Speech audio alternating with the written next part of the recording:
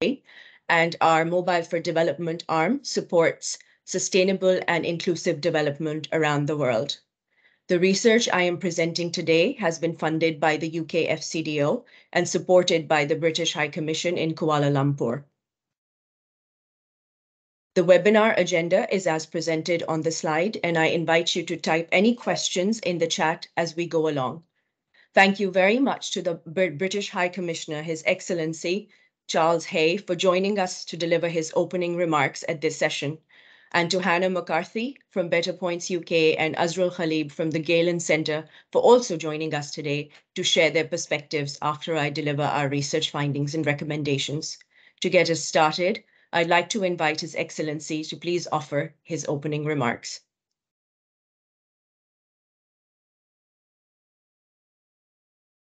Thank you very much. Can you hear me okay? We can. Great. Well, good morning, good afternoon to everybody, wherever you are. And it's a great pleasure for me to introduce this session today and welcome you to the session. I mean, the very fact that we're able to do this online like this, bringing together people from across the world is, it's something that we've all got very used to during the time of COVID. But if we think about it, even just a few years ago, it would have been almost inconceivable that we could have worked in this way. So digital technologies have become an incredible force for change across the world. And besides changing the way we work, we're seeing more and more examples of how tech and innovation are helping us to resolve some of the most complex challenges that we face.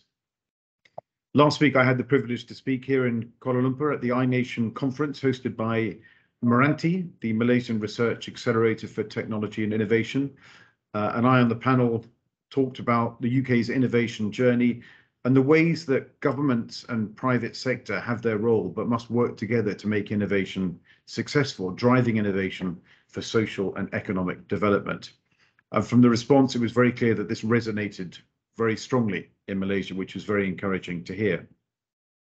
And through a couple of UK programs here in the region, we've been supporting the government of Malaysia to enhance data-driven and evidence-based planning in areas such as healthcare, urban development, and more.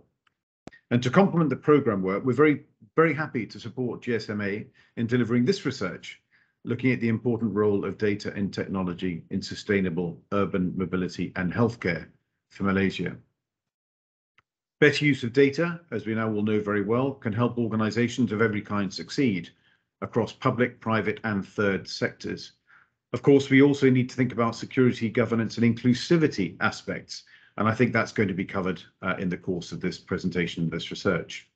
I mean, one small example, which has had actually a life-changing effect on us when we were living in London, is that in 2017, Transport for London started to publish live data on transport.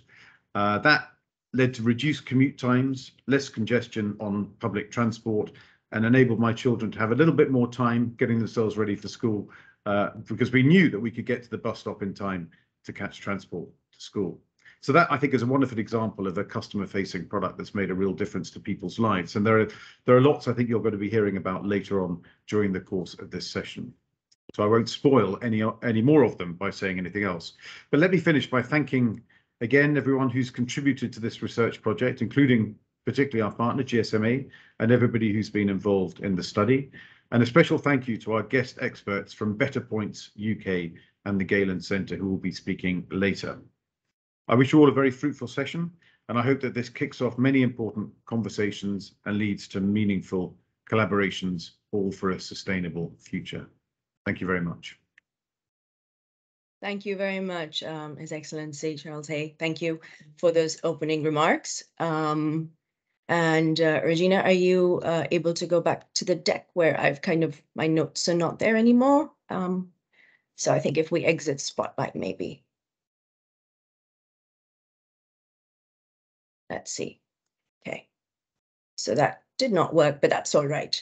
All right, so we're going to move on to the topic in hand. And yes, please, as His Excellency Charles Hay referenced, we do have a really great study on transport at TfL and data sharing and how that has enabled enormous cost saving, but also time saving and sustainability in London. So I encourage you to read the report for that case study. As we have here, you can see that Malaysia has urbanized rapidly. Almost 80% of the population are now living in the city, in cities. Urban mobility has been heavily car-centered, and this is a well-recognized challenge. Private car-centered transport is not only leading to congestion and loss of productive time, but also high GHG emissions in the country. Sustainable Mobility for All, which is a global coalition of 56 international organizations working towards sustainable mobility, ranks Malaysia as 69th out of 183 countries. The transport sector is the second biggest source of CO2 emissions in the country, and road transport is responsible for most of them. Malaysia's sustainable mobility score is lower than some other countries in the region, such as Indonesia, which is 46th, the Philippines, which ranks 50th, and Singapore, which ranks 2nd. Malaysia's national transport policy lays out the government's commitment to more sustainable urban mobility by improving and promoting public transport, optimizing traffic flow in cities, supporting green mobility solutions, and providing infrastructure to enable active and healthier modes of travel. There is a lot of determination in the government to make mobility more sustainable, but there are some challenges to achieving these goals. There are a number of challenges to achieving these goals. Malaysia's current transport infrastructure is heavily car-centric. It's difficult to reconfigure this legacy infrastructure. The pattern of development also means there are low density, spread out neighborhoods. These are difficult to integrate in public transport routes and may go underserved if transport operators are disincentivized to serve them due to low ridership. There are challenges also linked to transport administration. There are a number of federal agencies involved in transport planning, and the 12th National Development Plan recognizes that the transport sector faces significant challenges with uncoordinated government planning and implementation. Strengthening coordination at the federal level and between federal and state levels is a key objective of the transport policy. So moving on to the question that we have today, which is how can frontier technologies act as an enabler for sustainable mobility? And this is really based on three kinds of systems. One is intelligent traffic management. This kind of system improves the movement of traffic via frontier technologies, making it safer, more efficient, and environmentally stable. Such a system is generally enabled by IoT sensors fitted into devices or existing infrastructure to collect and share real-time data, which is then processed at data management centers and can be used to inform traffic management in real time. Devices include smart street and traffic lights, smart parking, smart cameras, and environmental sensors that can be used for flood warning systems. Second, an integrated public transport system, which combines different public transport modes such as buses, trams, railways, and metro, with first and last mile access to offer urban residents efficient, safe, accessible, and reliable transport from end to end. To integrate these modes seamlessly, data on routes, stops, timetables, and usage are combined with other sources of transport and mobility data, as well as infrastructure and demographic data to assess and improve the public transport offering, encouraging a shift away from private cars. Fully integrated public transport systems also offer seamless digital payment solutions, increasing convenience for users. Several Malaysian cities are rolling out smart city solutions, and there are growing examples of smart traffic management in the country. For example, the country has introduced RFID lanes for toll collection to reduce bottlenecks on highways. Penang and Selangor have piloted smart street lighting. The city of Cyberjaya offers a living lab for technology innovations, where 7 kilometers of a public road have been designated to test autonomous vehicles. And Sarawak, in a pioneering step, has trialed hydrogen-fueled buses. But many of these initiatives are at a pilot and nascent stage, and more integrated public transport systems can only be built with the effective use of data. The City Data Maturity Framework is a useful tool developed by the Civics Analytics Network and published by Harvard University on how a city can assess what level of data maturity it is at for more evidence-based policy making and planning. In placing themselves on this scale, many Malaysian cities may find that they are at an early stage. As cities scale the use of data for urban and more specifically urban mobility planning, they may find it useful to learn from other cities where the disruption in urban mobility is further along. The case study of developing mobility as a service in Madrid provides some useful lessons. Spurred by research in Spain that found people in cities with a population of more than 1 million seemed unaware of public transport options, EMT, the main city-owned transport company in Madrid, launched a project in 2018 to develop mobility as a service, to improve the environment and congestion in the city by encouraging people to use cars less. Madrid has 41 public transport operators and 29 shared mobility providers. All of the mobility providers use electric-powered transport solutions. Coordination between the two is managed by the Regional Transport Authority, the CRTM. In collaboration with the CRTM, EMT began engaging with public sector transport providers and ride-sharing companies to share transport data. In the first phase, EMT built a data aggregator that could integrate data from various transport sources, with ride-sharing companies providing data on location, availability, and areas of operation. By 2019, mobility as a service in Madrid was in the second stage, which was tendered to a private company to add functions such as a route planner, payments, and bookings integration. This provided all the functionality users needed to get from one point to another in the city conveniently and efficiently. Data sharing between EMT and the micromobility solutions providers worked because the interests of both were served by the agreement. As a public transport company owned by the city, the objective of EMT was to improve the urban environment by reducing private car use. Meanwhile, by integrating their data, ride-sharing companies could use EMT and other public transport providers' data to assess demand and plan their services accordingly. Bilateral agreements were signed between EMT and each ride-sharing company to enable data sharing, and the main data regulations governing the contracts were the European Data Privacy and Protection Regulations and the GDPR. According to EMT, the main challenge of delivering mobility as a service has been the varying degrees of digitalization amongst public sector transport providers, which affected the readiness to share data. Malaysia is keenly aware of the importance of data for urban mobility planning and has two notable initiatives for data sharing at the federal level: the Malaysia GDX, which shares data between government agencies, and the Open Data Platform, which currently houses over 12,000 datasets.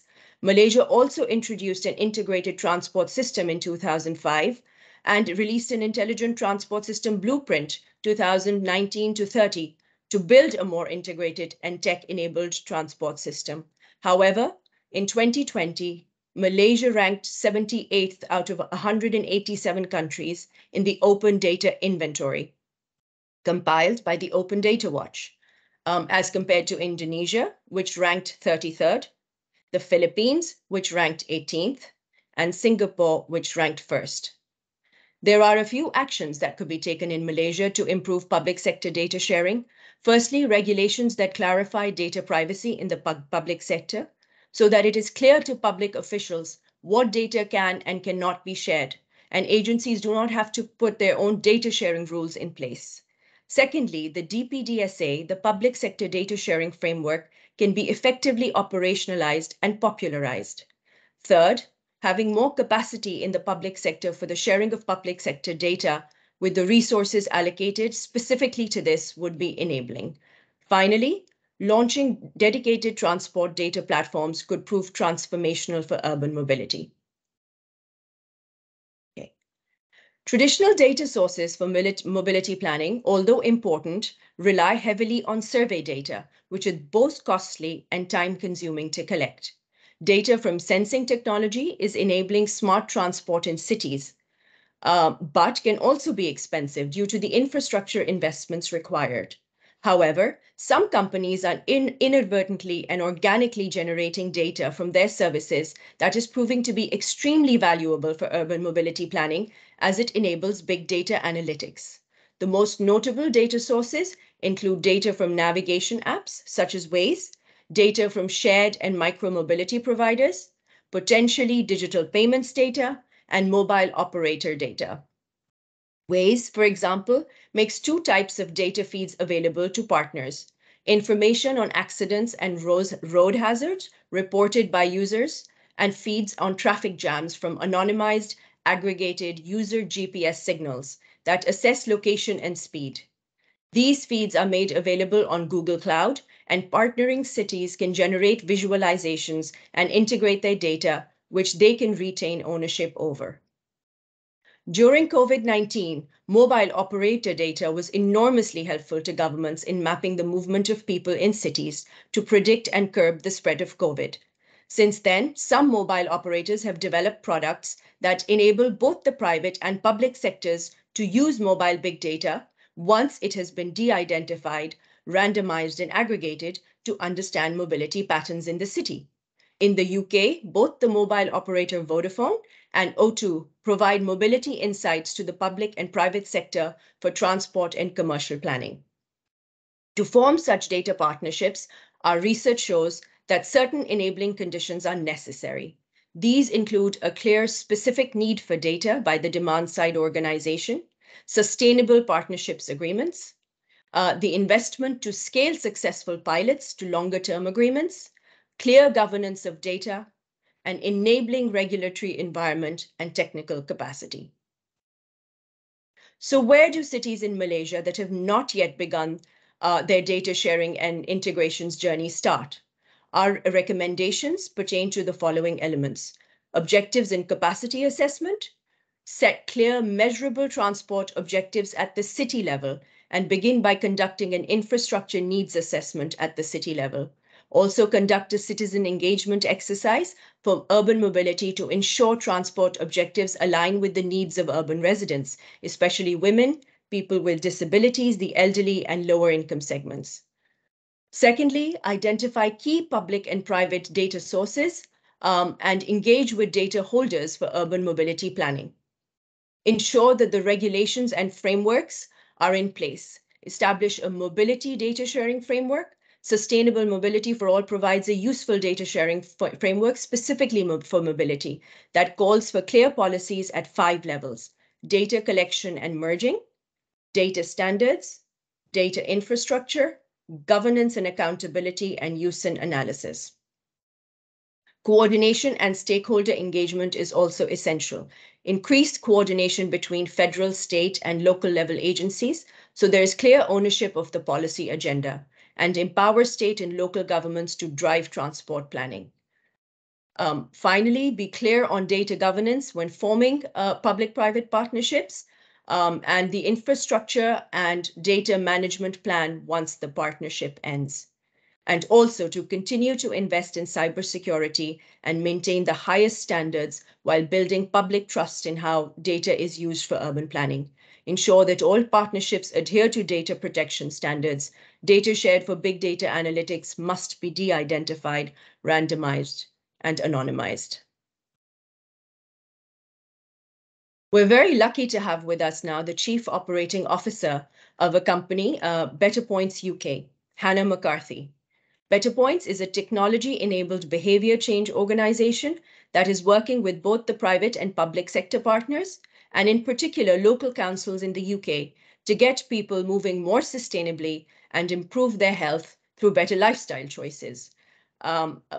BetterPoints has also conducted some really interesting pilots in Malaysia. Thank you so much, Hannah, for joining us at 7 a.m.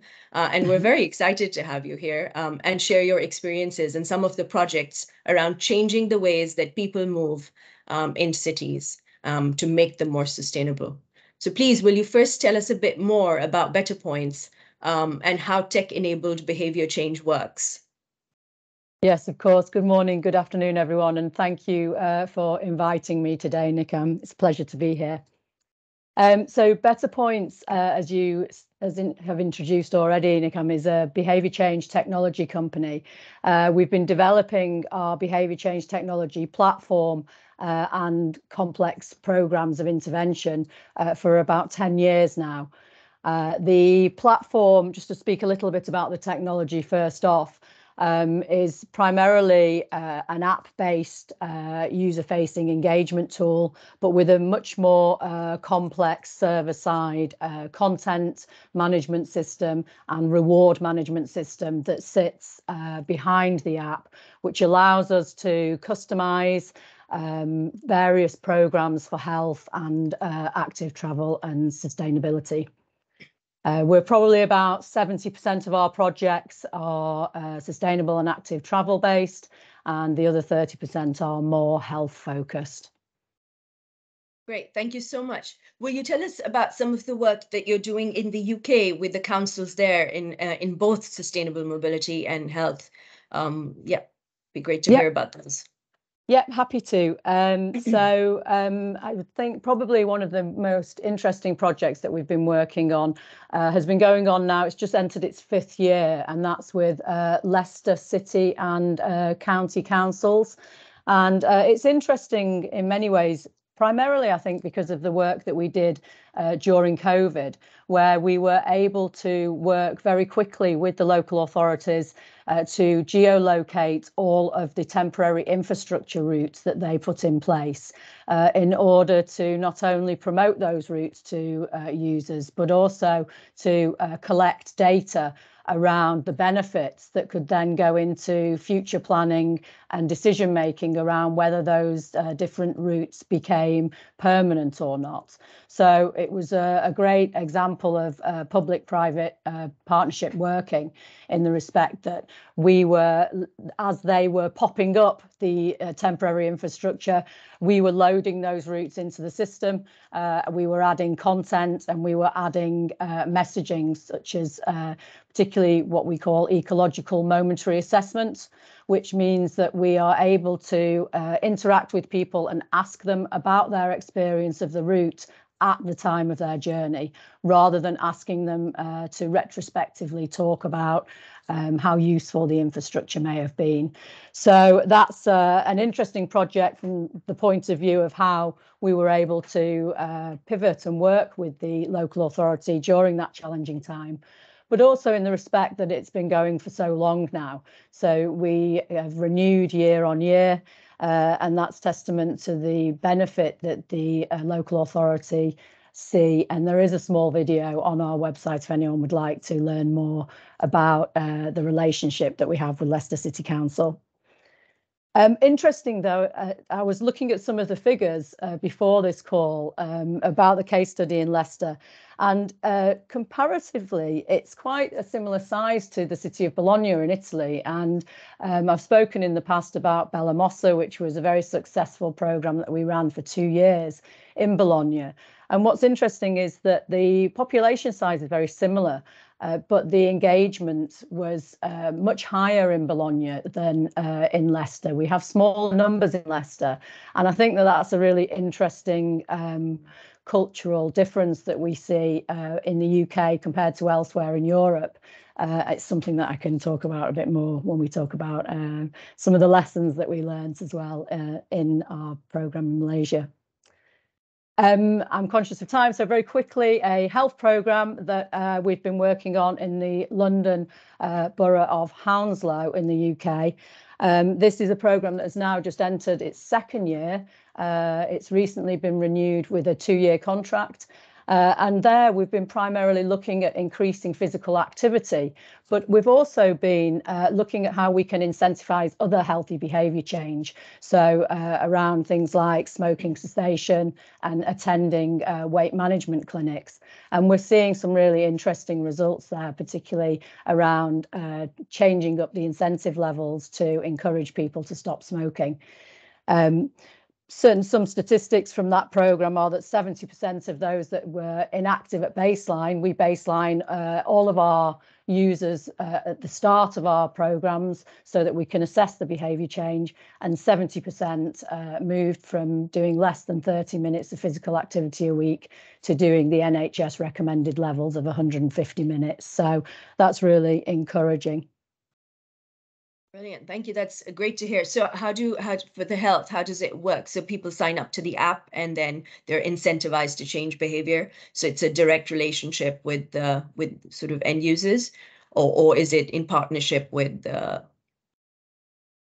local council for Well, health? it's both, because we work in partnership with the local council to define their outcomes and their KPIs, so that we can then target the program and customize the program to meet those particular outcomes, and also to collect data to evidence that we've actually met them.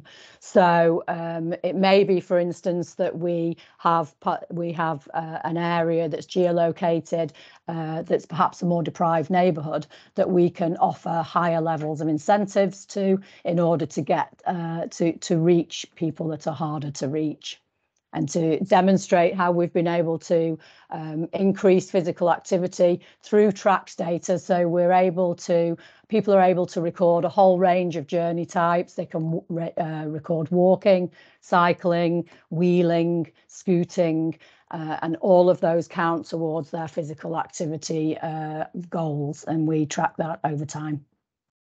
That sounds amazing. I'd love to hear about your pilots in Malaysia as well, and what that experience has been, and how that's different maybe from projects in other contexts. Mm-hmm. Yeah, sure. Well, it was a fantastic project actually that we did in 2021 with Mott MacDonald. I would say that it was very similar in many respects to the projects that we do in the UK. I think the key to success in any project like this is really to have a very good relationship with a local team. So wherever it might be in the world, it's always the people that are in situ that have the best local knowledge and can engage most effectively with local markets. The technology alone is not going to provide the answers that we need to some of the hardest questions that we're facing at the moment in these times of change. What we really need still is that human element, and people can be quite skeptical and cautious around things like downloading an app. So it's absolutely critical that you work with local community champions to share the technology and engage with people everywhere, really. So I would say that the key lesson really was that that engagement piece remains critical, and that you can't go from what we were trying to achieve in this project was we were trying to digitize household travel planning data collection and surveys. So we very effectively were able to translate all of the mechanics of those surveys and data collection into a digital format. But the challenge that remained was getting people to use it in the first place.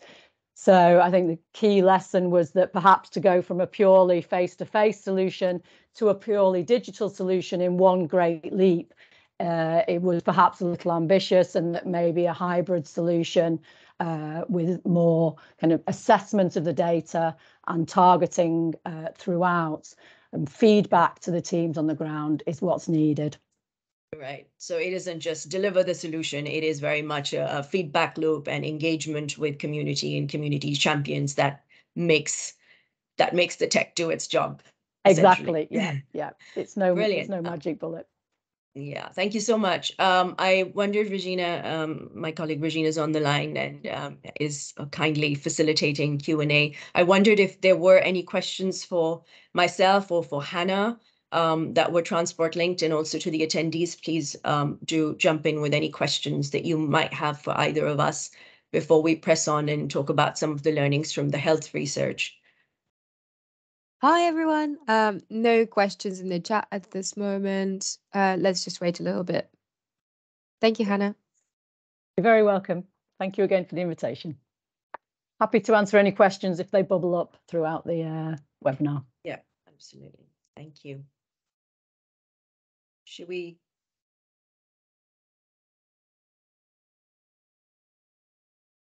Maybe we press on then, and then if attendees do have questions, please feel free to share them in the chat or potentially raise your hand.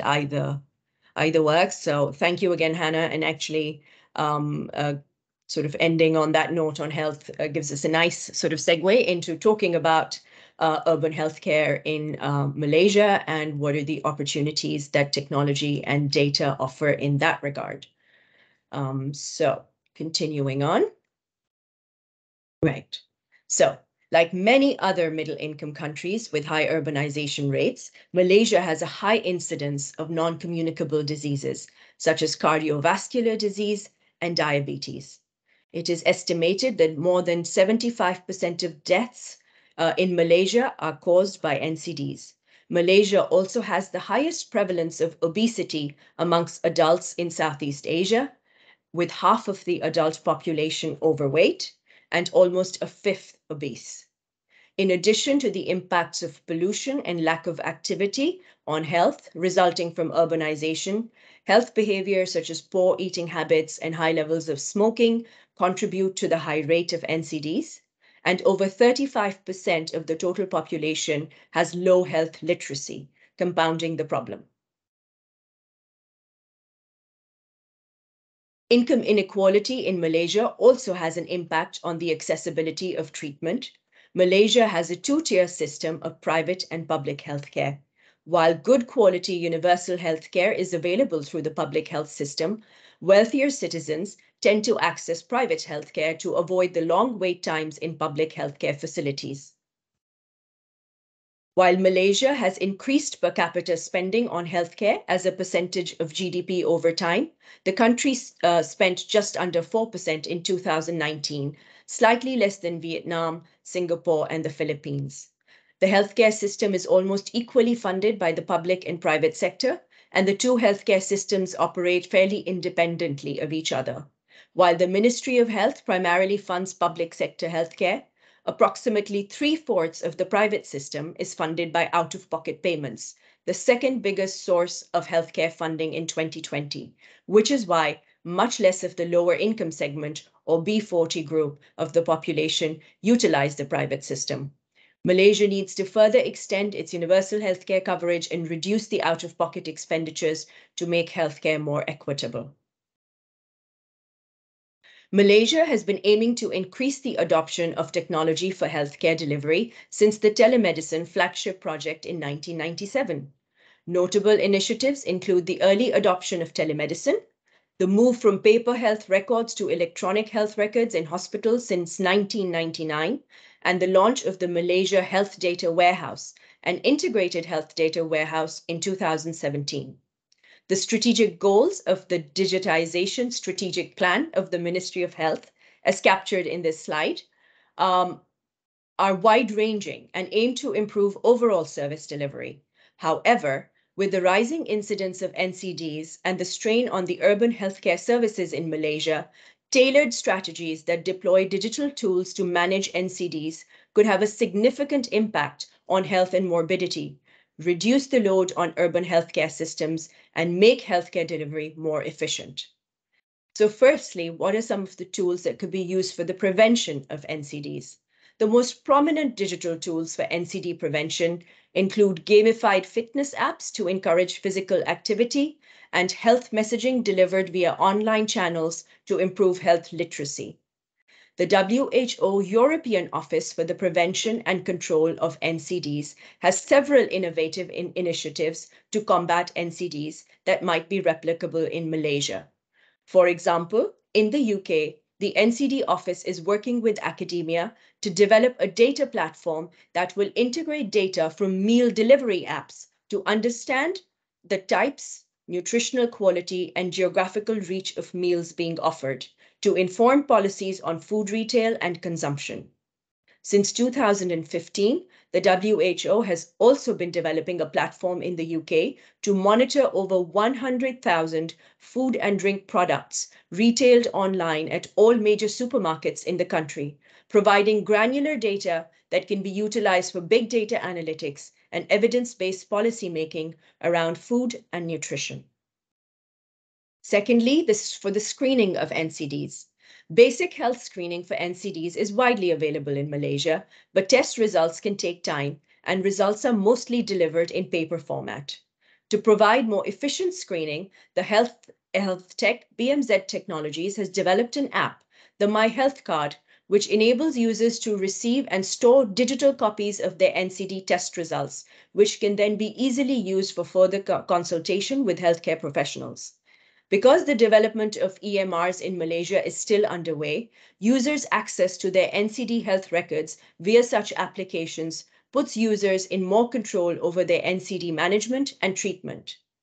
A particularly compelling case of utilizing digital health for widespread preventative NCD screening is the Digital Life Care program in India, which may hold some important lessons for Malaysia. Developed in partnership with the global company Dell, the Government of India, and a range of public and private sector partners, the program was initially piloted in one rural facility by 2 Dell employees and local volunteers. The Government of India adopted the solution for NCD management in 2018. One of the strengths of the system is the creation of an electronic health record for all screened users that can be used across all healthcare facilities. The success of this digital health program, which has now enrolled over 100 million people, is based on 3 factors. It offers a simple-to-use interface via multiple apps designed with feedback from end users, community health workers, and volunteers, and does not require extensive training or upskilling to be used by community health workers. Secondly, the solution was rolled out across India through an existing network of community health workers and nurses, and therefore integrated into the existing public health system. And finally, it has been advanced through several partners in the ecosystem, including federal, state, and local governments, technical and implementation partners, as well as academia. Data collected is aggregated and analyzed by Digital Life Care for local, state, and federal governments to understand health trends. NCD management in Malaysia could be significantly improved with the accelerated use of electronic medical records, which enable healthcare professionals within a healthcare facility to review a patient's complete medical history.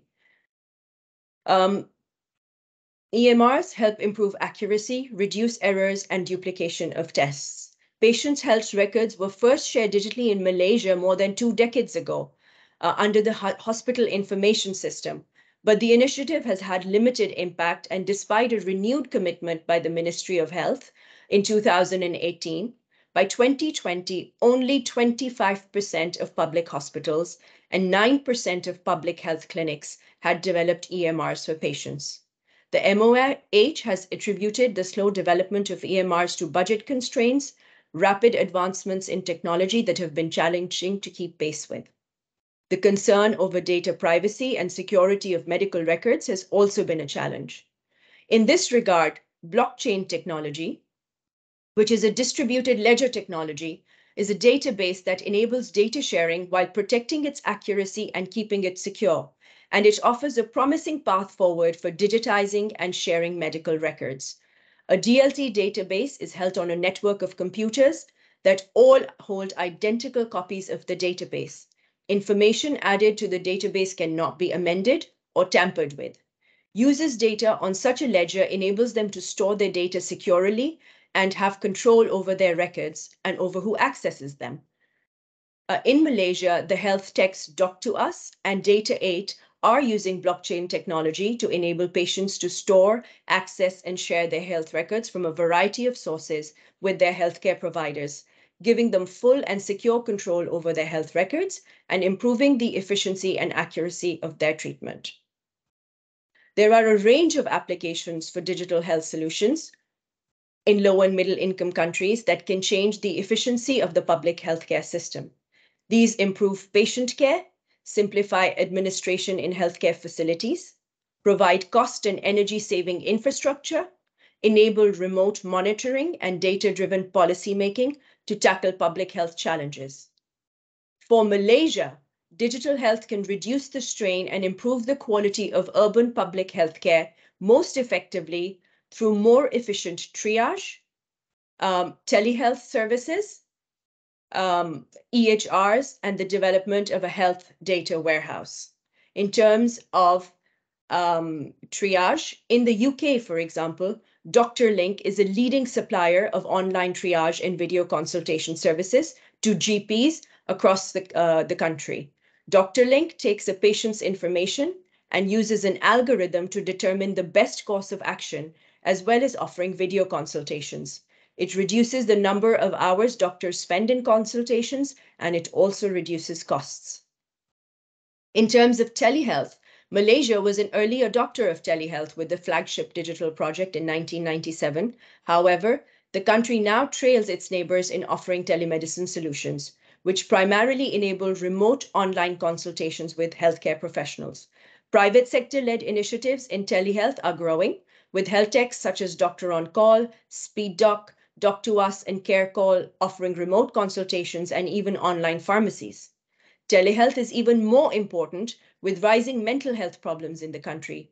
Remote telepsychiatry and counseling can be cost-effective and efficient ways to provide counseling for mild to moderate symptoms.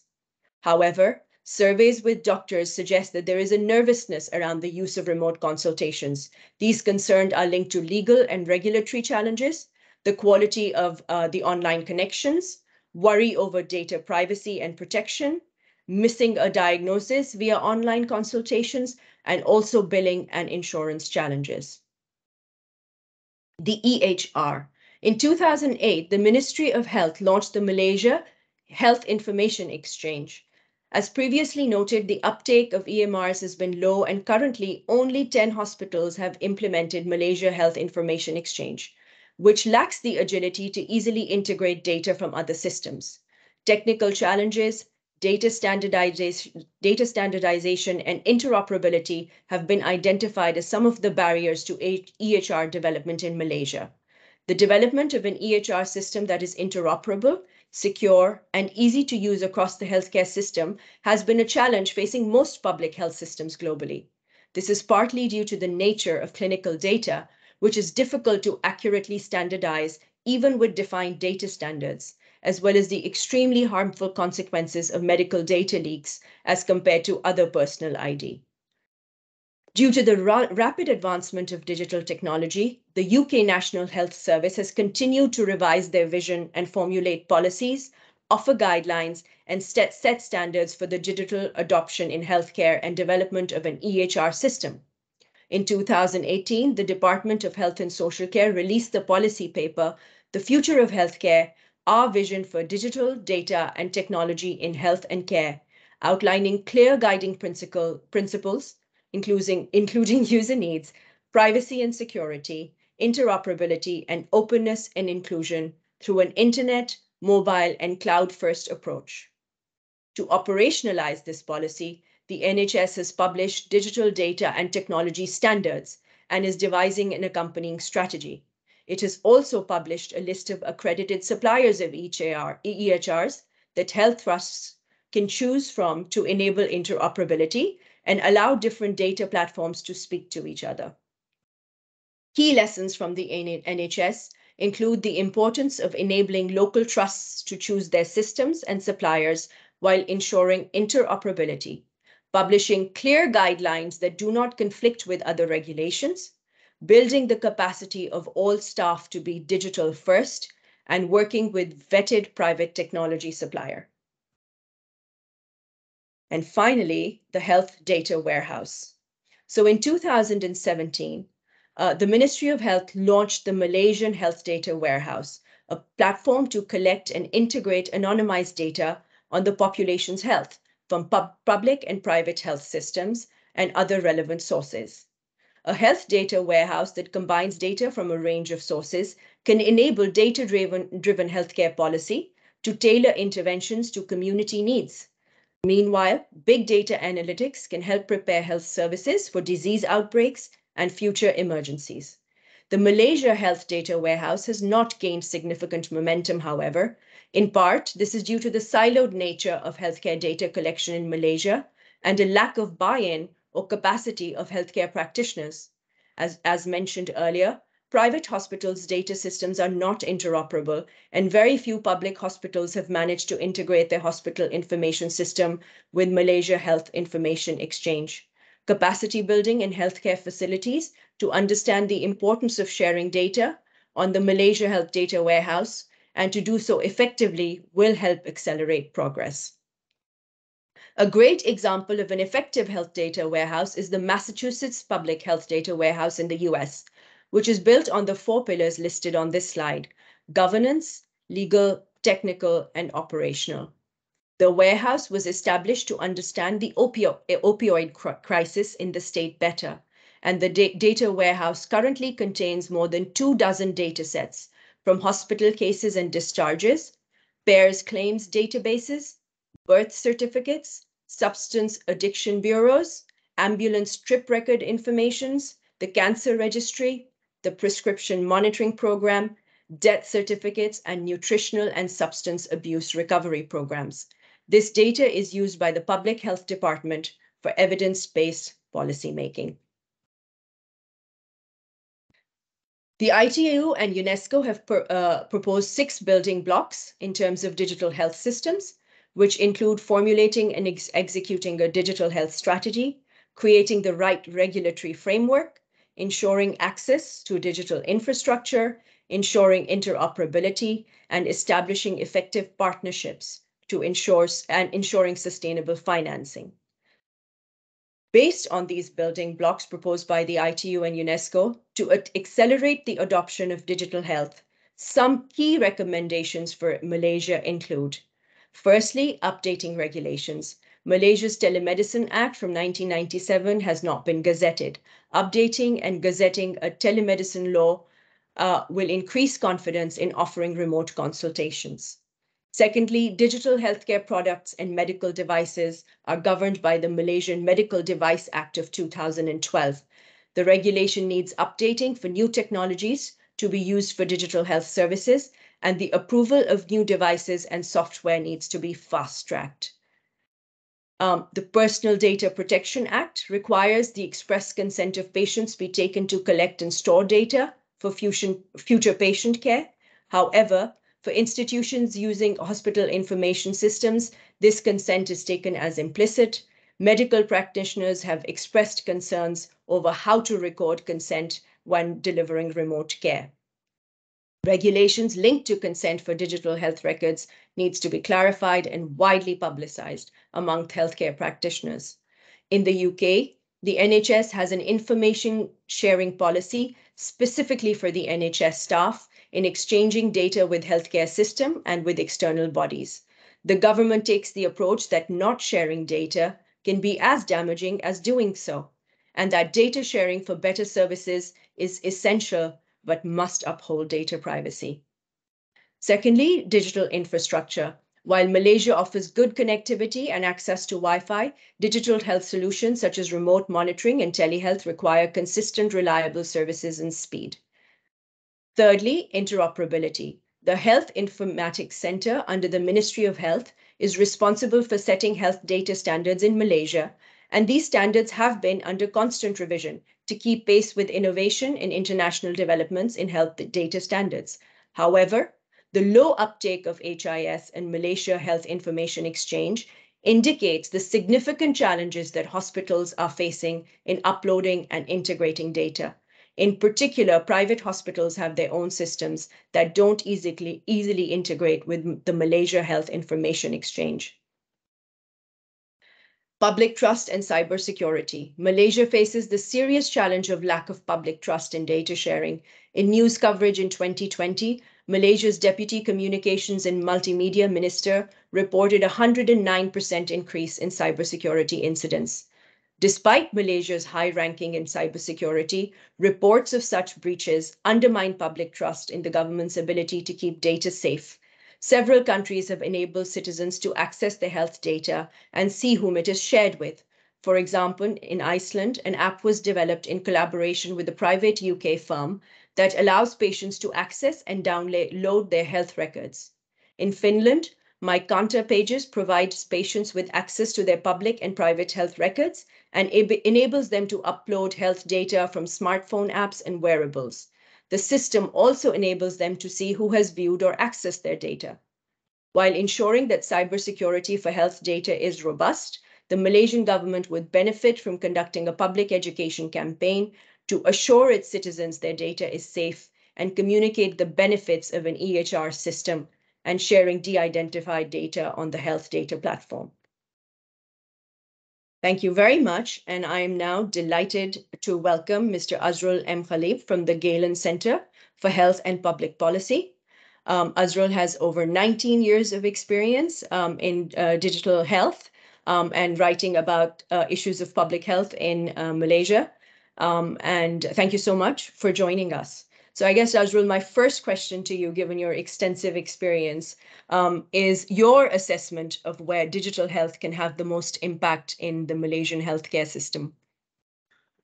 Thank you, Nigham, and thank you, GSMA, for allowing me to speak a little bit about this issue. And, you know, a very large extent of your presentation just now centered around non-communicable disease management. And certainly, when you look at the opportunities for Malaysia to utilize digital health, it really is in this particular area. And if you happen to notice the graphs that were shown just now and how large a population that we have who are living with diabetes, for example, I think around 3.9 million people living with diabetes. There's like 3.4 million living with at least one risk factor, cardiovascular disease, hypertension, high cholesterol, diabetes, and 1.7 million living with at least three of those risk factors. So it becomes a very much of a priority for the government to center around public health interventions and certainly its utilization of technology to see how it can actually address this burden. And it's not just simply about looking at disease, it's also looking at how these disease burdens translate to economic costs. And we find that, for example, the cost of treating diabetes alone makes up the majority of the 9.6 billion ringgit price tag to treat cardiovascular disease, diabetes, and cancer. So we need to find solutions that look at trying to look all phases in terms of NCD management, from diagnosis all the way up to treatment and care. And this is where it gets really tricky. You know, one of the things that we do at the Galen Centre is monitor what's happening in other parts of the world. And I couldn't help but notice the NHS going through a little bit of a crisis over the past couple of months, if not a year or so, in terms of how its emergency departments are congested. There's problems within the hospitals in which patients are being stuck in the emergency department, not being able to be transferred to the wards. And of course, the continuous need to monitor patients who would be monitored based on their blood glucose level, their BP, etc., and wanting to ensure that people don't go to hospital, go to tertiary care. We are having the same problem here in Malaysia. If you go to public hospitals today, it's jam-packed with people who are looking for either simply just to find out what fever, why they're having a fever, all the way up to advanced care for diabetic foot, for example, or a treatment for cancer or cardiovascular disease. So one of the things we're trying to do right now is try to reduce the necessity to go to a hospital for what would be basically primary care, and to refer people back to the primary care, the GP clinics, the clinics, so that we can decongest what's happening in the hospital right now. And so there's been a lot of innovation here when it comes to looking at NCD management. But there are many problems, and health literacy is definitely a major issue, and of course IT literacy. But you know, we can go into that in a little bit. But essentially, today, when you look at the landscape for public health in Malaysia and where digital health can play a role. There are many aspects, opportunities for us to adopt even mature technologies from other countries into the Malaysian scene and to be able to utilize that immediately. But I think you mentioned just now, Nigham, in your presentation about how these systems don't necessarily talk to each other. They're not able to be working seamlessly. Transfer of data, information, even things as straightforward as patient data, we still have a problem being able to have that data to be portable from the public sector to the private sector and vice versa. So there are many opportunities. There are definitely a lot of challenges when it comes to this because Malaysia is in a state of crisis when it comes to NCDs, but therein lies the opportunities for digital health to play a role in wanting to not just address, but perhaps even solve some of these long-standing issues, which date back all the way to the 90s. Thank you so much, Azrul, for kind of laying that landscape out and identifying where the impact needs to go. And in terms of your experience, what do you think are the greatest challenges to this adoption? So the technology is out there. It can be brought in from other countries. There is a readiness. There is now a regulatory sandbox, which is fantastic, to kind of try and fast track some digital, the adoption of digital tools, trial them faster. What do you think are some of the key barriers?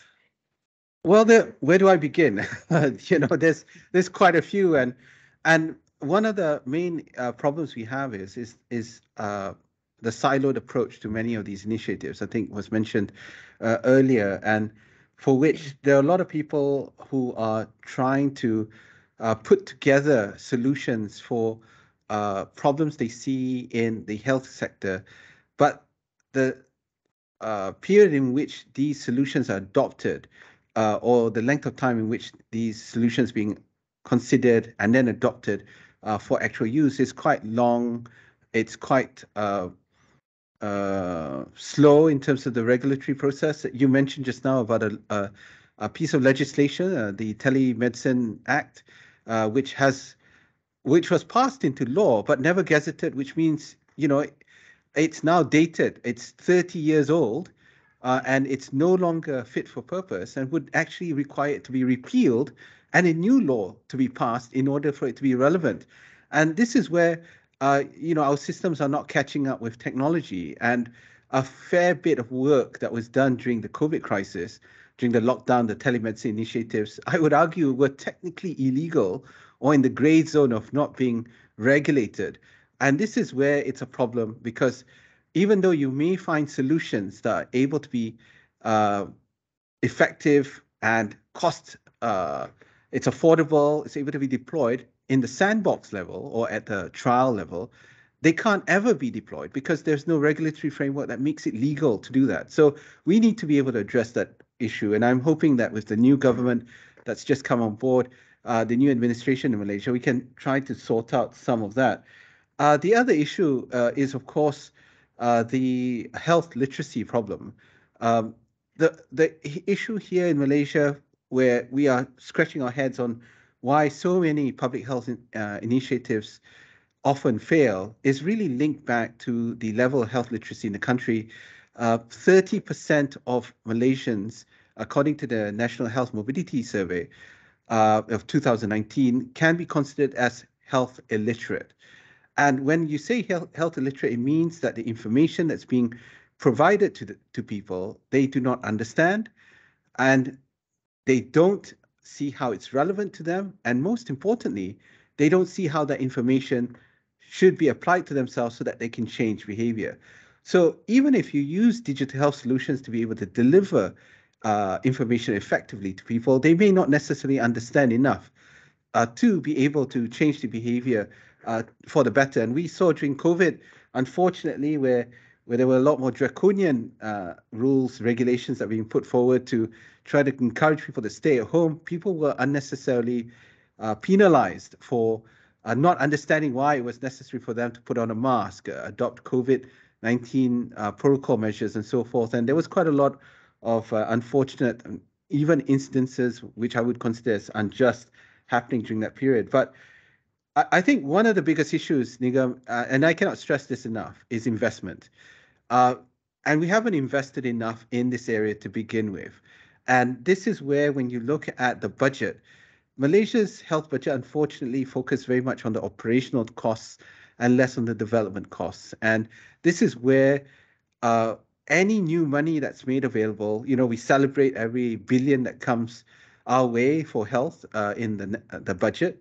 But that money, around 60-70% of it goes to paying emoluments, people's salaries, to be able to retain contract workers, etc. But very little of that goes to investment in the infrastructure or developing things like digital health. So as a result, you end up with getting the bits and pieces, the leftovers, or whatever people have spent, and it's not sufficient to be able to carry out a system-wide or institutional-wide reform of our health systems to ensure that things as straightforward as patient medical records, electronic medical records, are able to be institutionalized across all healthcare facilities. And the third challenge or concern, and this is very important because it is very much fundamental to a lot of these issues, is who owns the patient data. Now, it might be surprising to some people who are listening in on this webinar that the government, it seems, to treat that patient data does not belong to the patient. It belongs to the government, and in fact, issued a memo just a few months back to state to that effect, which was very shocking for all of us, because it explains why for patients to get their own data from the public health system is a bureaucratic nightmare, and it's aimed to discourage people. And so when we're talking about these issues concerning digital health, the issue of data privacy, integrity, and ownership over the data is very important, because though we have a Personal Data Protection Act and a Medical Act, which governs essentially the ownership of data, it only applies to the private sector. And the public sector carves itself away from that. It makes an exception from it being applicable to itself. So we have a problem where the private sector is very strict and very concerned about data privacy, but the government may not have the same kind of attitude. So the private sector is wary and perhaps even a little bit concerned about sharing its data with the government, for fear that it would actually suffer from data breaches which occur on the government side. So those are some of the concerns and challenges that we have when it comes to digital health in Malaysia, especially in terms of this developing landscape, which has been disrupted due to COVID-19 crisis. Yeah, thank you so much, Azrul. That absolutely resonates in terms of the investment. You're right. So much of it goes into preventative care. Very little, I think 5-6% goes into any kind of infrastructure or, even sort of the learning and development aspects. Regulations, absolutely, they are essential, especially those governing, the adoption of devices and fast tracking that, because otherwise, the technology is way too dated by the time you put it through. Exactly. And then the next technology is already on the market. And very much so as well in our engagement, we have found that there is a nervousness amongst people in data sharing. There is nervousness even amongst organizations.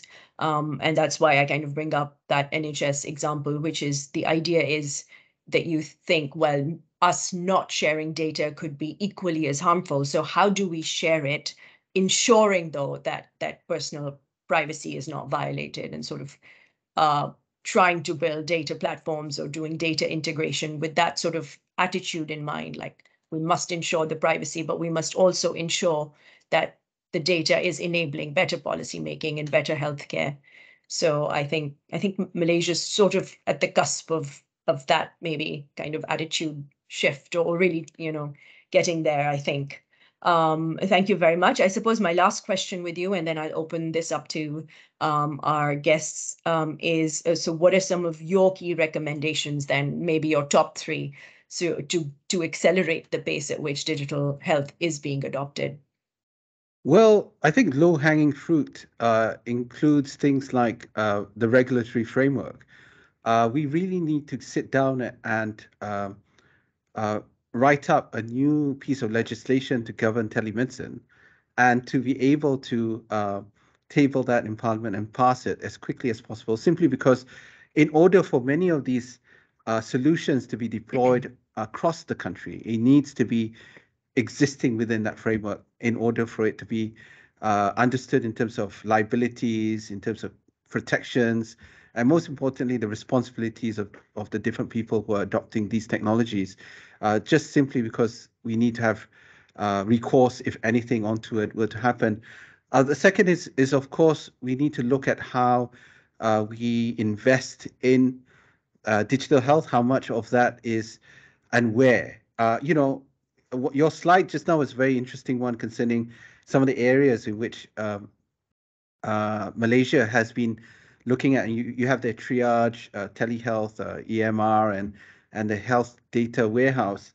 And, arguably, if I were to say anything, if I were in the health minister's office, I would recommend that we need to do something about the triage system, because very often a lot of the systems that we have are manpower intensive, which require there to be a sufficient number of personnel, staff, skilled individuals to be able to manage that system. And that's what we have today. A lot of it is a little bit antiquated and dates back to when we had fewer patients and the facilities were able to cope. But today, similar to what's happening in the NHS in the UK right now, we are facing here and congested. Our A&E, if we go to the emergency department today, in some hospitals, beds from the different zones are in corridors. And this has continued on after the emergency period of COVID-19 till today. And digital health can do a lot in terms of being able to be where staff cannot be, to help monitor patients a lot more effectively without the need to have individuals there. And most importantly, to prevent incidences from happening where patients would die on a bed, unnoticed by staff and unattended to until several hours later. We certainly want to avoid that kind of incident in the future. And certainly this is one area, if I could put my money in, I would really look at investing in our triage systems there. And the third final one is, especially in terms of digital health, because we are looking at an NCD epidemic and a crisis even, I would say, we need to be able to look at what other countries, such as the US, UK, Japan, and South Korea, are looking at managing cases such as diabetes, cardiovascular disease, and many other chronic diseases where patients don't need to come to the hospital in order to get care, that they can actually go to a clinic at the primary care level in order to seek assistance. And this involves adoption of technologies that already exist, such as portable ECG monitor, which can be utilized at that level, but the data is shared to somebody, a specialist or a consultant at the tertiary level. And a quick consult can easily, take maybe 5 to 10 minutes, and that patient never has to go to the hospital in order to get that kind of care and spend hours waiting. So there are many solutions that are available today in other countries that Malaysia needs to be able to learn from. And most importantly, see what happened, what worked, what did not work, and most importantly, where the cost savings are. Because at the end of the day, right now, when resources are scarce, you want to make sure that you put your money where you can get the most investment out of. And I think when you look at it, and the lessons we've learned from COVID-19 is that digital health is one of those areas that we should be able to get fairly decent return of investment for the money that we put in. And, we haven't even gone to the other issues yet, but definitely this is where I would actually go. Thank you so much. So revise and gazette that Telemedicine Act, invest differently in healthcare, and really look at triage then would be your kind of top three. Yeah. Thank you so much. It's been really a pleasure to have you sharing your thoughts. Thank you very much to our attendees today for joining us, to our panelists, both you and Hannah, and to His Excellency for delivering his opening remarks. A huge thank you to the British High Commission in Kuala Lumpur for their support in this research. and the FCDO for funding it. So please do download the report because there's lots more in terms of recommendations and interesting case studies and other digital health solutions, both for sustainable mobility and health. Both the reports are out there and published. Some of the key takeaways, I believe, linked to, I think, our findings are that in Malaysia, really a proactive public-private partnership building approach is needed, and that needs to come from the public sector. Find data holders, establish partnerships that are mutually beneficial, that enable more data-driven policy making rather than more of a kind of a guesswork approach to what might be the best outcome. And also ensuring that the regulations are keeping pace with the rapidly advancing technologies, that capacity building is keeping pace with rapidly advancing technologies, and that governments are proactive in encouraging a data sharing culture, have data sharing frameworks in place, and have robust cybersecurity. And really do encourage a data sharing culture first, rather than a holding data culture. And this really can only be done when the regulations and frameworks are in place to do so. Thank you again. I don't know, Regina, if there are any questions, please do ask. There don't seem to be any questions in the chat. I'm just writing a quick note to say thank you everyone for your time. This recording will appear on gsma.com. Please follow our social media channels. I'll post some details on the chat.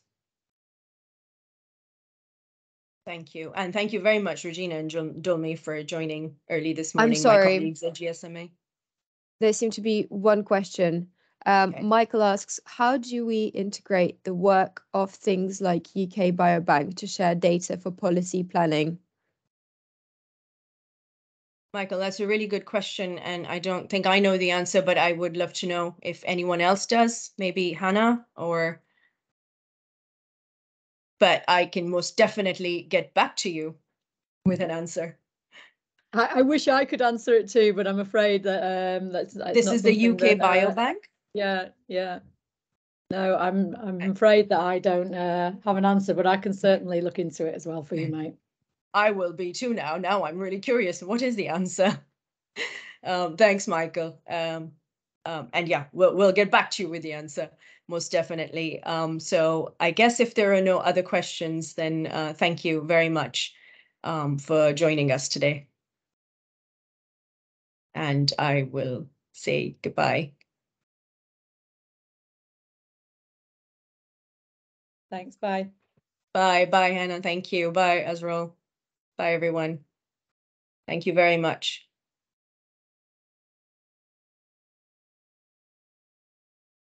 Thank you, Carol.